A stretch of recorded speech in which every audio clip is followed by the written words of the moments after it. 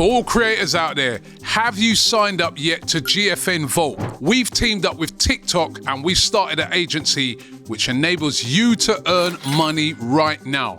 If you want to join and you're based in the UK, all you got to do, click the link below right now, sign up, you'll get a notification from TikTok. Once you've got that, complete that, do your trial, and you are in. You don't need 1,000 followers. If you're part of GFN Vault, you can start earning money straight away. So what are you waiting for? If you're a creator out there and you want to make money, get involved right now. Welcome back to AFTV, everyone. The focus is on the transfer window. The focus is on Andrea Berta signing a striker, because he has signed one or two in his time at Atletico Madrid. In the 11 years he was there, they got to several Champions League finals. They won the league a couple of times. They had goal scorers. Can Arsenal get one to lead the line next season? Now, of course, there's one Premier League game to go. We know that, but all focus now with top four secured, Champions League football secured, and looking like second place secured too. The focus is on what we do in the window, and Arteta's starting to talk about it. Declan Rice is talking about it.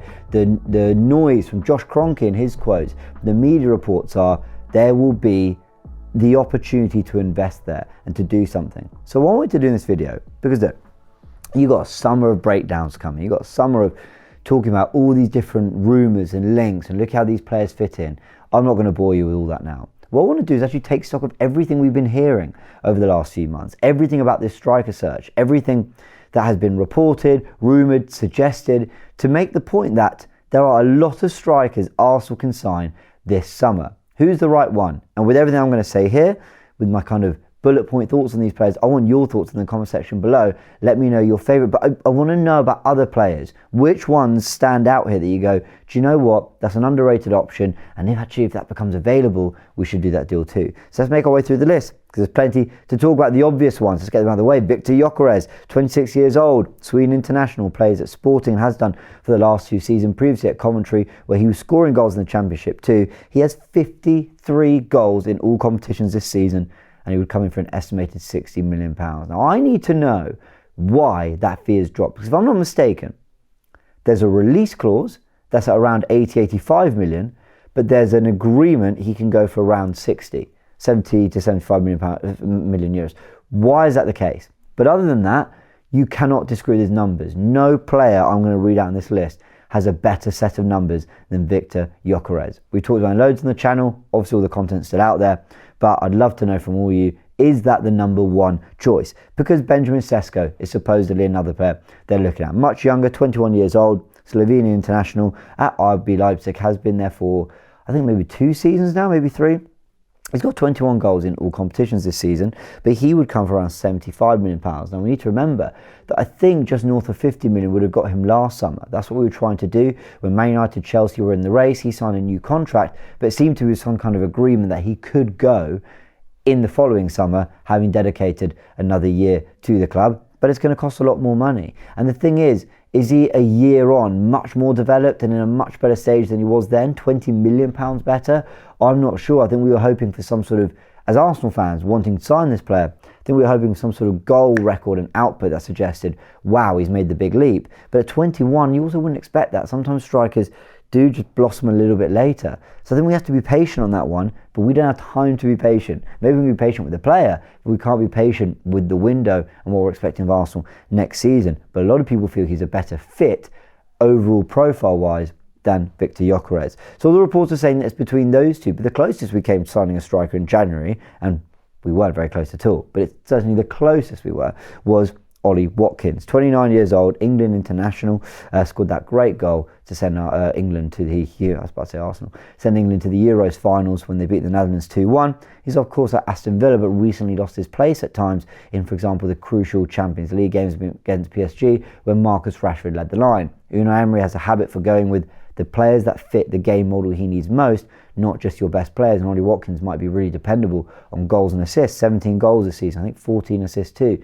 He delivers numbers, but when you need something different, Unai Emery wasn't necessarily looking in that direction. And there were reports that Arsenal were involved in some kind of talks for Ollie Watkins, but apparently it was Aston Villa who actually offered him to us, not the other way around, not us knocking on the door. And at 40 million we were willing to do the deal, but at 60 million we weren't. So would 50 million, a nice middle fee, be enough to get him? And would you guys consider that deal? I think he's a great fit.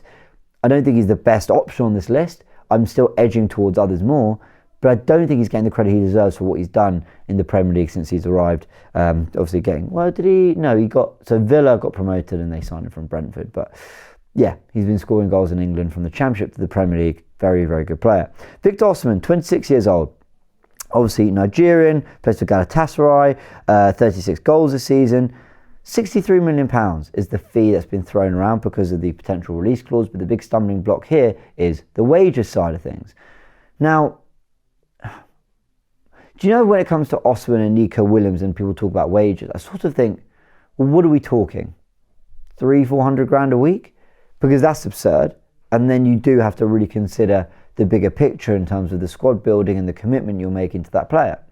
But when you're talking 150 to 250, Arsenal are looking for the left winger and striker that are going to propel them to the title, they're going to propel them to the Champions League.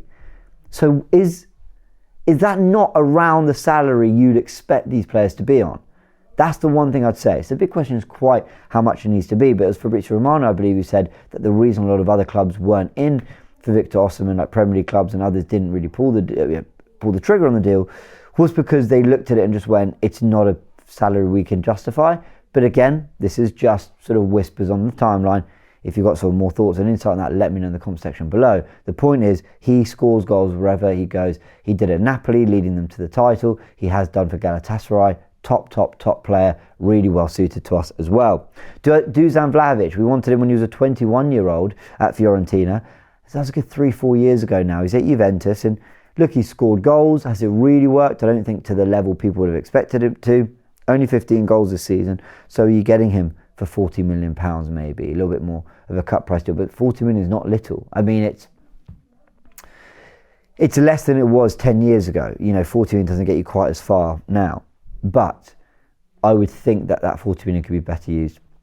Good player, Vlahovic. I do think he's someone who, at the right club and the right fit, would really explode at a team, score a lot of goals, and be someone who, he's kind of got all the attributes for the kind of modern centre forward, hasn't he? But I just fear that this is about a year or two too late for me. Hugo Ekitike, 22 years old, one of the younger players on this list. He's French, plays for Frankfurt, 22 goals this season. But according to Sky Germany, they could want Frankfurt upwards of around £80 million to sanction the sale, and that's a lot of money. I've got to say. I say that, but the Sesko's 75, so supposedly there's not a lot in it. And with these younger players, and I'm going to talk about Liam Delap, let's bring him on now. 22 years old, England international, obviously plays for Ipswich. They got relegated after a season in the Premier League. 12 goals this season, estimated fee of around £4 million. When you look at Delap, Ekitike and Sesko, I think the general feeling is all very talented young players. I think everyone looks at them and goes, yeah, no one's questioning their talent, no one's questioning whether they can get there.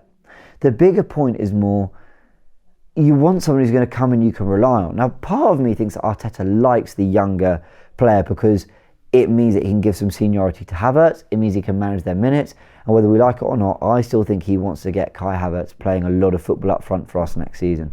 But I think he recognises they need a little bit more and a little bit of something else in terms of more reliable goal scoring, output, and someone who's a little bit more of a killer in the final third. Are Ekitike, Delap and Sesko that? I think they could be. Are they today? I'm not sure. I don't think the numbers there. 12 goals, 22 goals, and what Sesko got? 21. I mean, they're good, but I'm talking, these are all competitions, right? And I just think they all fall short slightly, though I think they're very good players who will go on to have very good careers. And maybe in 2 years' time, we're looking back and going, I can't believe we missed out on that player for, 40 to 70 million. When now they are 100 to 150 million, like what's happened with Alexander Isak. Those are the players that we've been most linked with. Those are the players that have been legitimately kind of talked about, feel like real options. We've got some insight into what a potential deal could look like. Let me just throw other more random names out there just to show that the market could be quite lively on the striker front. Jonathan David, a free transfer. We've been linked with him for so many years. I think it's one of those where the room is just a little bit exhausted. I don't think we'll ever do that deal because I think if we were, we'd have done it before. But he is a free transfer. Now you're all going to laugh at me. Don't laugh. I'm not saying I want this player, but Darwin Núñez could be on the move. So if you're not thinking Darwin Núñez for Arsenal, because I agree, I wouldn't do that. My question then becomes, what chain reaction does that have? Because I do think he would go to a big club who then maybe becomes available, the market will be moving. Diogo Jota, and I know we've done the City players past their best, Chelsea players past their best. Do we pick up a Liverpool player who, listen, I think is a brilliant finisher, but Liverpool fans haven't been quite as happy with Diogo Jota this season as they have been in previous campaigns? Could you see Arsenal going and picking up someone like that? It wouldn't surprise me. Andrea Berta's done the Luis Suarez, the David Villa type deal before, where he's picked up players that supposedly were past their best, and then that club gets something else out of them. So you wouldn't put it completely beyond Andrea Berta. By the way, Diogo Jota's hardly finished. I'm not saying that whatsoever. I'm just saying it's one to keep an eye on. Rodrigo Muniz wasn't always starting. Raul Jimenez, I think, was leading the line for Fulham quite a lot, but someone who's shown he can score goals in the Premier League. Evan Ferguson, someone who had a lot of hype and excitement around him at Brighton. Again, this feels 2 years too late, but having said that, is he maybe a cheaper option now than he was, a year or two ago? Because the potential is certainly there.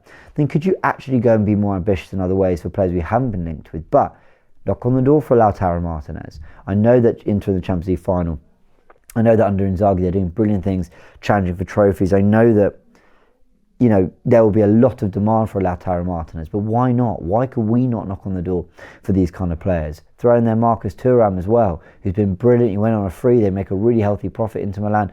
Is there something we could do for one of those players, actually show a bit of ambition? And actually, sometimes the players that move are the ones that you stop and go, I didn't even realise he was on the market. I didn't even realise that player was available for transfer. But you knock on the door and you find something out about them. Moise Kean, Matteo Retegui, 2 other players scoring goals in Serie A. If there are others that you can think of, let me know in the comment section below. But I want to touch on a list of 6 other players. These are players who are, they're more 10s or second strikers or wingers. However, they have scored goals and played up front. The reason I'm not putting wingers in this list is because the likes of Nico Williams, Rodrigo, they are out and out wingers. Although Rodrigo has played up front, to be fair. I'm talking players that have actually played up front in some capacity. João Pedro, yes, he can play out on the wing, but this is someone who at Brighton, I think he's been brilliant. The numbers are good. They're not amazing, but they are good. And I think he's a really good fit for us. Rafa Leao, again, much more of a touchline winger, I hear it, but has played up front, can play up front, has the attributes to play up front. Will cost a lot of money though. Brian Mbeumo, typically playing on the right with Shard on the left and Jan Wissa up front. This guy's got 19 league goals and I think 8 assists. Don't sleep on his numbers. Brian Mbeumo has been absolutely sensational and has played in the front 2 many times, has played in central spaces. Could be someone that Arsenal, if they want to go down the false 9 route like Barca did with Ferran Torres when Lewandowski got injured, like Dembele for PSG, is Brian Mbeumo someone who can unlock that for us? And then I mentioned his teammate, Jan Wissa, scoring goals in the Premier League. What about Christopher Nkunku, who is supposedly on his way out of Chelsea? Remember the hype when they signed him 2-3 years ago? Having said that, I'm really beyond signing former Chelsea players and former players of clubs who are our rivals and it's not worked there and trying to save them. I'm done with Save Me projects. And Mateus Cunha, who's almost destined to go to Manchester United. So maybe silly to put him on that list, but we looked at him heavily in January. Someone we reportedly really like. I saw a rumour that Berta might have even been in touch with his camp. Is there a hijack there if Arsenal feel that that is the right profile for our striker, and he has been brilliant for Wolves? So there you go. How many names I just go through there? I'm not even going to count them. 6, maybe 17, 20, I don't know. The point is, and there'll be more. Let me know other names that I haven't mentioned in the comment section below. All this to say, people, there are names on the market. Don't be fooled into, well, we couldn't find the right guy. This is roll the dice time. Arsenal need to risk things. Arsenal need to take that leap, and ideally they do it on a 60 to 80 million pound forward that really has the potential to get them and fire us to the title and to the major honours. We can't be sitting around just going, well, the right guy wasn't there, because football is, it's a big sport. A lot of people are playing it. You're telling me in that list alone, and maybe anyone else at the scout department have a look at, you're telling me there's nobody that can come in and do something for Arsenal next season up front and can't improve on what we've got now? I wouldn't believe it. Let me know your thoughts in the comment section below, everyone. That is every striker that Arsenal can sign this summer, or at least almost every striker. Like I said, I'll know more in the comment section below. Big thanks for joining me. Subscribe to the channel if you haven't yet, and drop a like on the video if you enjoyed it. We've got a big summer to come. See you in a bit.